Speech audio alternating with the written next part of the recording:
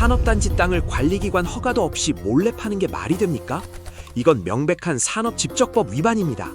법을 어기고 체결한 계약인데 당연히 무효가 되어야 하는 것 아닌가요? 우리가 이미 지급한 계약금을 당장 돌려받아야겠습니다. 불법적인 계약을 유지할 이유는 전혀 없습니다. 우리가 법을 위반해서 처벌을 받는 것과 당사자끼리 합의해서 맺은 계약의 효력은 별개의 문제입니다.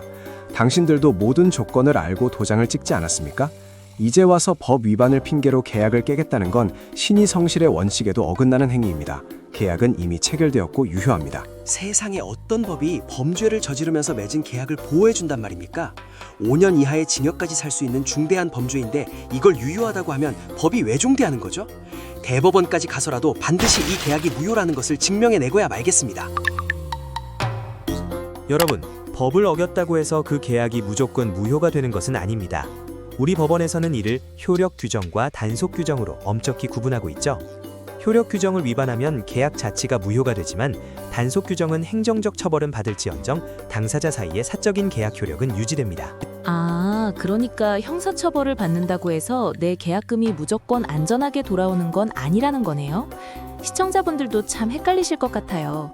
이번 산업집적법 위반 사건에서 대법원은 이 규정을 과연 어떻게 판단했을까요? 무효라고 본 완심의 판단을 뒤집었다고 들었는데요. 맞습니다. 대법원은 이 조항이 단속 규정에 불과하다고 보았습니다.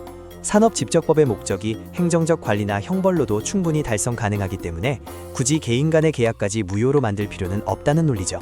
즉, 땅을 판 사람은 감옥에 갈 수 있어도 계약 자체는 유효하다는 판결입니다. 처벌은 받는데 계약은 유효하다니 조금 의외인데요. 대법원이 이 규정을 단속 규정으로 본 구체적인 이유가 궁금해요. 단순히 행정적인 편의 때문일까요? 아니면 다른 깊은 뜻이 있는 걸까요? 이 판결이 우리 실생활에 미칠 영향도 꽤 클 것 같습니다. 크게 세 가지 이유가 있습니다. 첫째, 산업집적법은 양도인만 처벌하고 양수인은 처벌하지 않습니다.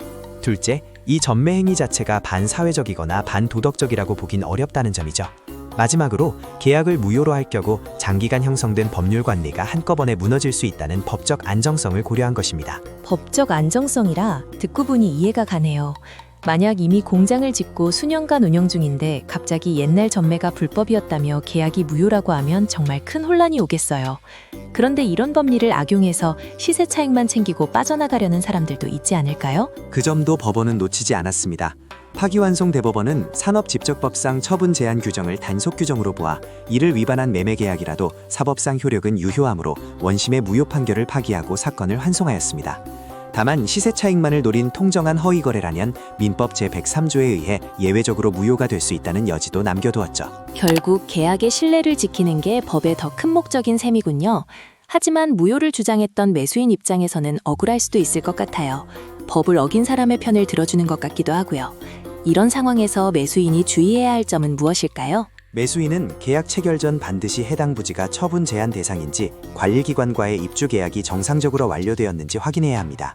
만약 매도인이 무효를 주장하며 더 큰 이익을 챙기려 한다면 이번 판례를 근거로 계약의 유효성을 강력히 주장할 수 있습니다. 법은 정당한 계약의 효력을 보호합니다. 단순히 법조항 하나만 볼 게 아니라 그 법이 왜 만들어졌고 전체적인 법 질서에서 어떤 위치인지 보는 게 정말 중요하네요. 오늘 판례를 통해 불법 전매라고 해서 무조건 계약이 깨지는 건 아니라는 놀라운 사실을 배웠습니다. 법적 분쟁을 겪는 분들에게 큰 힘이 될 것 같아요. 오늘 다룬 판결은 법을 위반한 행위에 대한 처벌과 사법상 계약의 효력을 명확히 구분한 중요한 지침입니다. 단순히 규정 위반을 근거로 계약 무효를 주장하기엔 법적 안정성이라는 가치가 매우 크다는 점을 잊지 마세요. 계약 체결 시 철저한 검토만이 여러분의 재산을 지키는 유일한 길입니다. 까다로운 법률 지식도 저희와 함께라면 어렵지 않습니다. 오늘 내용이 도움되셨다면 구독과 좋아요 부탁드리고요. 알림 설정까지 하셔서 최신 판례 정보를 가장 빠르게 받아보세요. 그럼 저희는 다음에도 유익한 법률 이야기로 돌아오겠습니다. 시청해주셔서 감사합니다.